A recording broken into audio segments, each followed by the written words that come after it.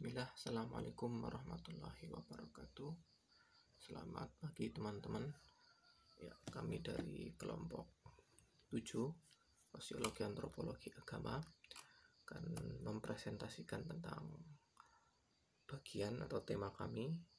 Di bagian saya akan menjelaskan tentang etika Protestannya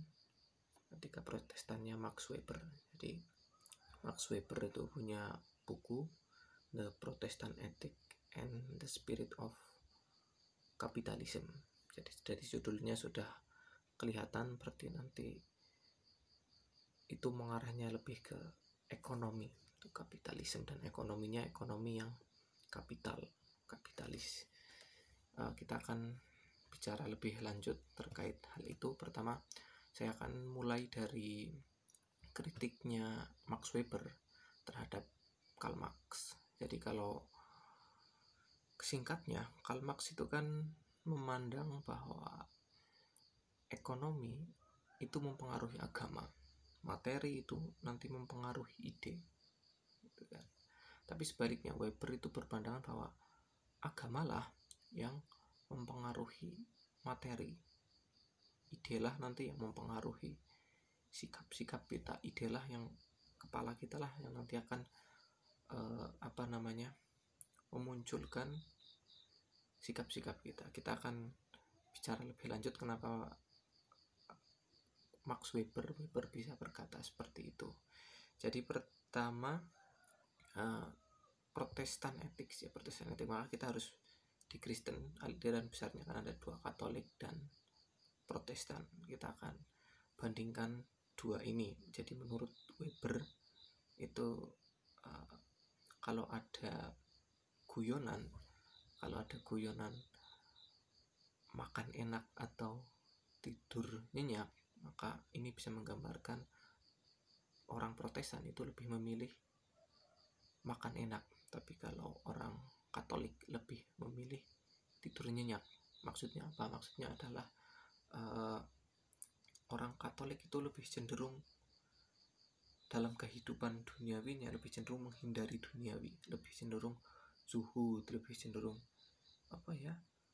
tidak mengejar dunia, tidak terlalu mengejar dunia. Tapi kalau orang Protestan ini harus dunia itu harus dikejar, harus bekerja keras, harus meraih sebanyak-banyaknya uang.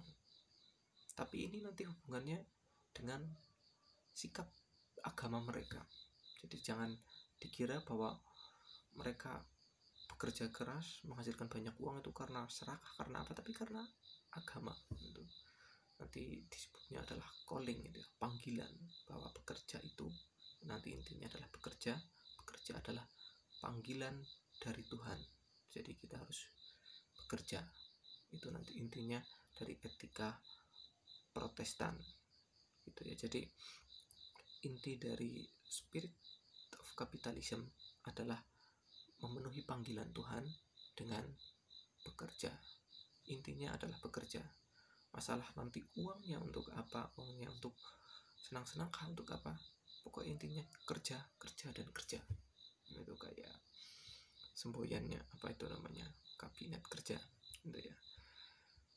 Ya, jadi dalam catatan saya etika Protestan itu ada beberapa yang harus diperhatikan. Yang pertama adalah sikap mereka atau pandangan hidup mereka yang berkorban dan menyimpan untuk di masa depan, untuk sesuatu hal di masa depan. Kita kan juga sering seperti itu, berkorban atau apapun yang nanti untuk masa depan. Kita nggak apa-apa sekarang susah-susah, tapi di masa depan kita enak, gitu kan. Yang kedua kerja keras. Kita harus bekerja keras dan rasional dalam hidup. Dan yang terakhir, walaupun seperti itu kita tetap asketis, tetap hidup hemat. Jadi walaupun sudah kaya, kita harus tetap hidup hemat. Untuk apa? Untuk menghindari kesenangan yang dilarang. Karena kan tadi di awal kami katakan bahwa Spirit of Capitalism adalah kerja. Setelah kita dapat uang banyak, diinvestasikan lagi untuk kerja. Nanti kalau sudah dapat uang lagi, kita investasikan lagi untuk kerja. Pokoknya intinya kerja. Intinya bukan seberapa besar uang yang kamu dapat, tapi intinya adalah kerja. Kebahagiaan menurut etika Protestan adalah pada bekerja, bukan pada setelah kita dapat uang banyak terus kita bisa santai kita bisa liburan, enggak, tapi pada kerja, karena tadi kerja adalah panggilan Tuhan. Nah, itu yang perlu digarisbawahi ya. Dan ya, ada satu aliran nanti di Kristen, di Protestan, satu bagian sekte di Protestan yang nanti sangat mempengaruhi etika Protestan ini, atau yang sangat menonjol dalam etika ini, yaitu aliran Calvinisme ya, Calvinis. Jadi Calvinis itu singkatnya, mereka punya pandangan yang kalau dalam Islam disebut Jabariyah, determinisme kalau dalam filsafat mungkin disebutnya. Jadi mereka memandang bahwa surga neraka itu sudah ditentukan, sudah, kalau di Islam mungkin sudah ditulis di Lauhil Mahfuz, kamu masuk surga apa masuk neraka itu sudah ditentukan. Tapi sayangnya kita kan nggak tahu takdir kita masuk surga atau masuk neraka. Kita kan nggak tahu, walaupun sudah ditentukan, tapi kita nggak tahu takdir kita masuk surga atau masuk neraka. Maka dari kita tidak tahu itu, dari kita yang tidak tahu, maka kita tunjukkan bahwa sikap kita, perilaku hidup kita adalah perilaku orang yang ditakdirkan untuk masuk surga. Perilaku seperti apa yang ditunjukkan? Perilaku seperti apa yang harus ditunjukkan biar kita masuk, biar kita menunjukkan adalah kita ditakdirkan masuk surga? Itu tadi, kerja. Intinya adalah di situ bekerja, kebahagiaan mereka pada bekerjanya. Setelah bekerja yuk bekerja lagi, karena bekerja tadi calling, panggilan dari Tuhan. Itu dalam catatan saya begitu ya. Jadi mereka punya semboyan bahwa kesuksesan duniawi itu ya cerminan kesuksesan akhirat. Kalau dunianya sudah amburadul, nggak jelas, yo akhiratnya yo pasti nggak jelas juga. Itu pandangan mereka gitu ya. Kalau di dunianya saja sudah hidupnya nggak enak gitu ya, makannya sederhana, itu ya di akhirat ya nggak jauh beda. Makanya mereka berusaha untuk seperti itu, bekerja. Mereka nggak masalah uangnya berapa banyak gitu ya, seperti itu. Jadi semacam itu ya.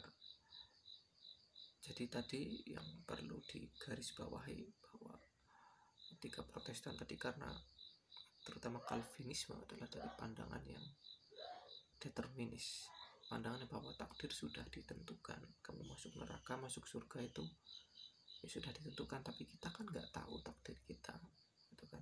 Kalau kita langsung wah ya sudahlah, menunggu takdir saja, berarti takdir kamu masuk neraka karena seperti itu, kamu sudah menunggu saja, berarti takdir kamu ya malas. Tapi beda, tunjukkan sikap kamu adalah penghuni surga. Tapi setelah kerja kita harus tetap tadi asketis untuk menghindari hal-hal terlarang. Kita harus hidup tetap hemat dan bekerja lagi. Jadi nggak ada waktu untuk, istilahnya dalam bahasa Islam, berbuat maksiat, karena kita fokusnya adalah kerja. Setelah kerja kan nggak ada waktu lagi untuk berbuat yang negatif seperti itu. Jadi dari sini kita dapat simpulkan bahwa kapitalisme di etika Protestan itu hanya implikasi saja, implikasi dari sikap keberagamaan mereka, bukan kapitalisme. Karena mereka membaca bukunya Adam Smith, misalkan The Wealth of Nation atau apa, terus mereka jadi terpacu untuk jadi orang kapitalis, bukan, tapi karena sikap keberagamaan mereka, karena pandangan keberagamaan mereka yang tadi sudah saya jelaskan di awal. Mungkin itu video singkat saja dari saya, semoga bermanfaat dan terima kasih atas perhatiannya.